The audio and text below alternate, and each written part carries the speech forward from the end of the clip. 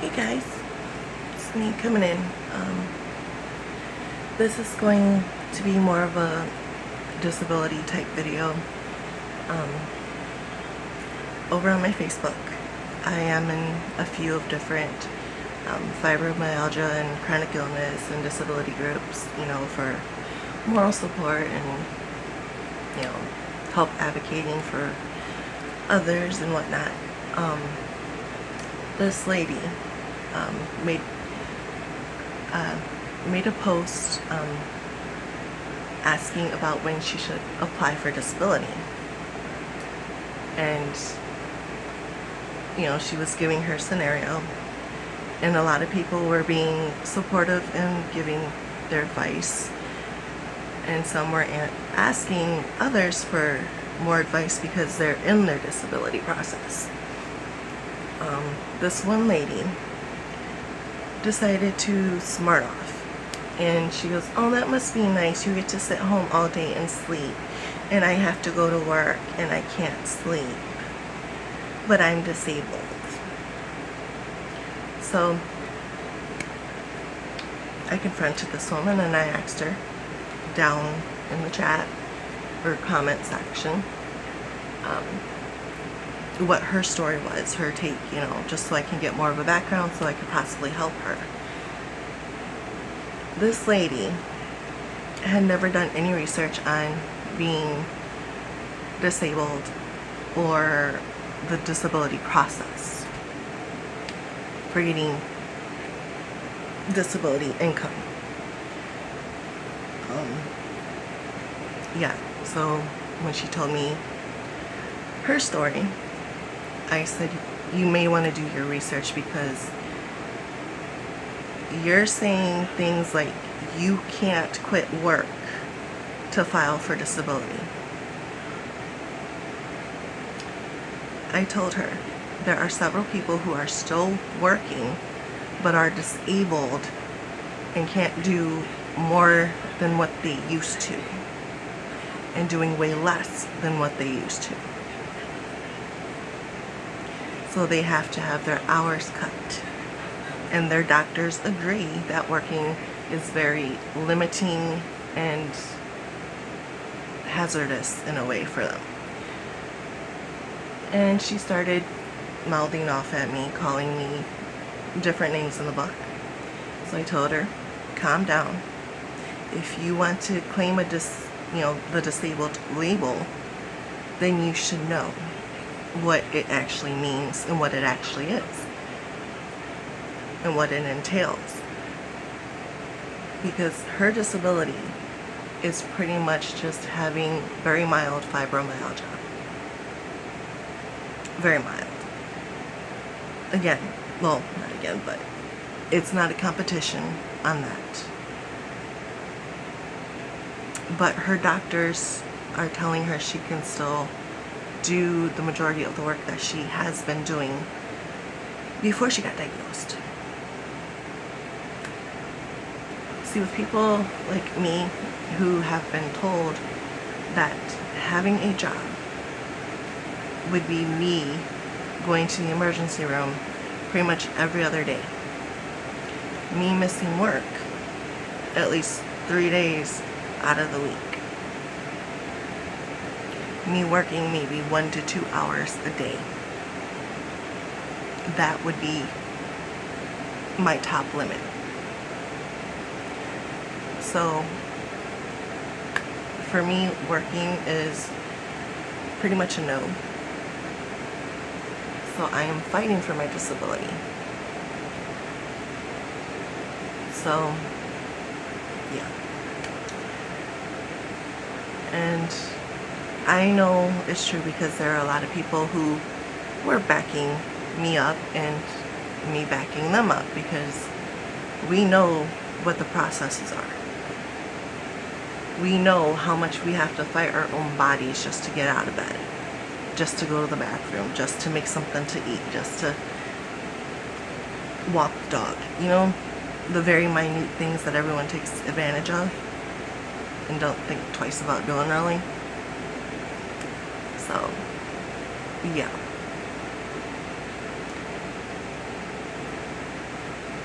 So if someone like that wants to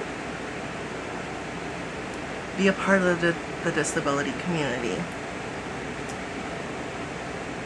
they're pretty much going to be pushed out because their stupidity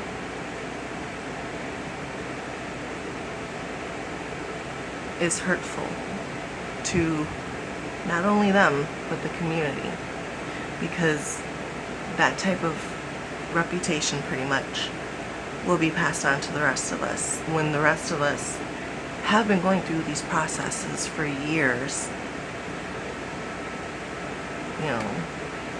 for years, just to learn our bodies before even thinking about applying for disability, just to get diagnosed.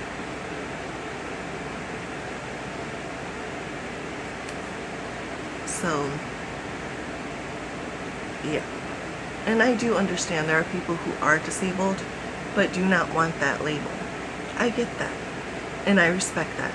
That's completely you. That is not everyone else. But still, you do you. As long as you are not hurting others and degrading others, you're fine. Go about your life. But if you're going to be like that towards people who really are trying to get the help, who are really hurting,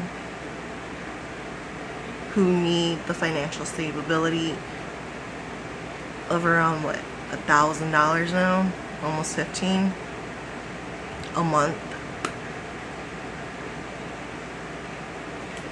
having to constantly go to doctor's appointments, having to constantly use our tools, at home, having to limit ourselves with daily household work, having to take medications upon medications, having to constantly relearn your body because a new symptom will pop up or a new illness will be added.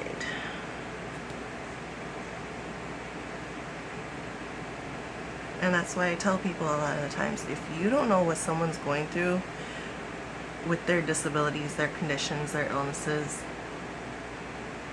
if you don't know what they go through, you don't speak on it. You do not speak on it. You do not give them advice. No. If you're trying to give them some support, please do. But do recognize those boundaries. That when you're telling someone who has a chronic illness, a terminal illness, or any type of illness that can be classified as a disability, that, they should work out more or drink more water or do yoga or just be healthier. Don't you think everyone has tried that? Don't you think we've tried that countless times throughout our life?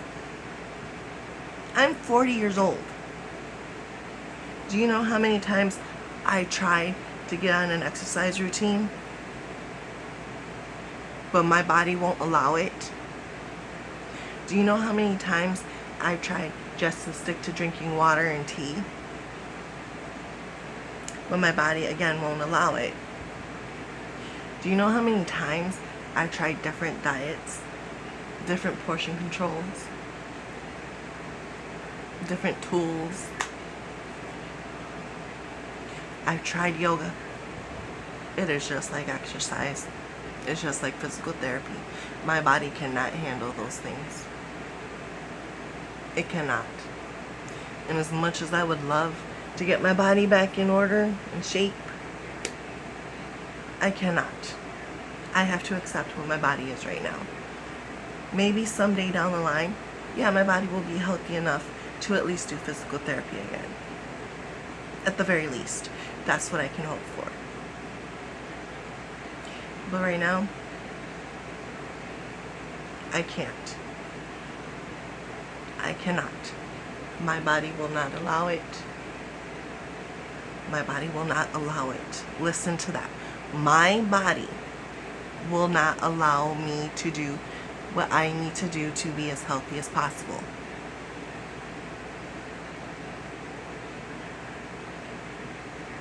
So if I cannot be as healthy as possible, I am going to be as comfortable as possible.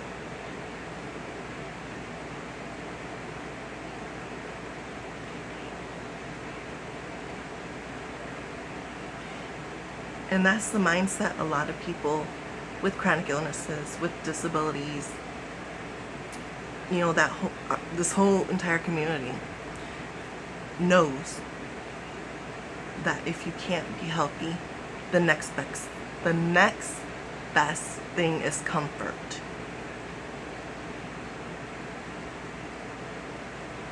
And that does not mean, oh, we need the opioids. No, that's not what I'm getting at. No. Comfort is where we know our limitations, our boundaries, and whatnot, and we live within that means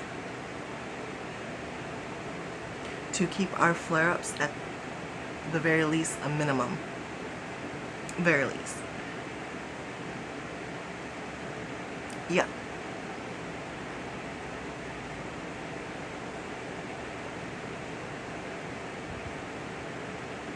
Yeah. So if you cannot wrap your head around disability, the process of it, and obtaining it, then why are you speaking of it? If you are asking a question, that's one thing. But if you're mouthing off to people about it, you're not helping.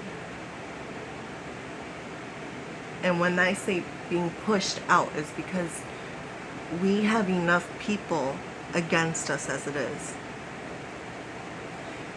We have people who think that we're just being lazy when we're not. Yeah, you may see anywhere between a 3 to 30-minute video of me doing things. But do you see the after effect or the before? Not always. Do I make videos when I'm in my flare-ups? Sometimes. So, yeah. And like I said, there's a lot of people against us. A lot. And we're not lazy. We aren't. I've said this before. We're not. We're fighting our own bodies just to do the basics in life.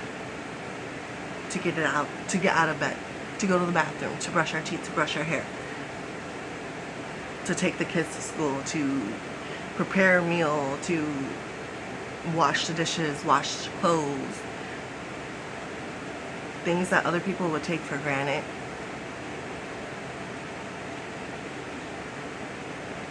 We can't take for granted because our bodies won't let us. And if most of the time, if we don't do those things, our significant others may help for a short period of time. But if they don't understand themselves, what's going on within you, it may cause problems. And I know because me and my husband had a phase of that. When I was in 24/7 pain that was constantly fluctuating every minute of every day, he started coming to the doctor with me to tell the doctor what I was going through daily. And the doctor in turn started educating him on what I was dealing with internally and how it affects what the outer looks like.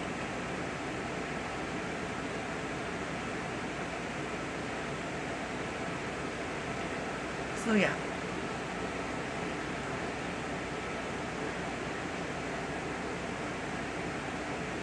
And then, like I said, this person, yeah, it was just, yeah, I want to say she's one of those people who is trying to fake being disabled, so that way she can mock those, excuse me, and hurt those of us who are.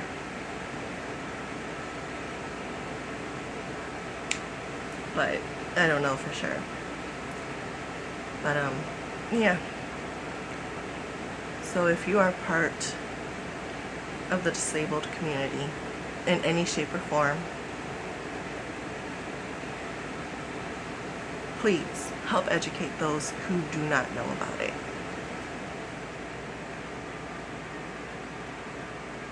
And that can be anything from you telling them your experiences, or you pointing them to the websites, this, that, and this, or telling them, ask your doctor about what this is and how it affects people.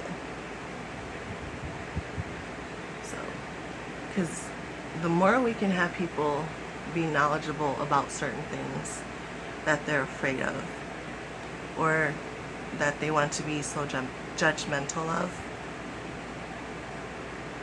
the better off it'll be knocking that number down and actually,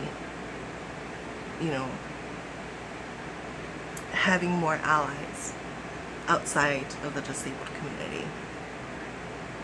And not just disabled community, but also like LGBTQ and plus.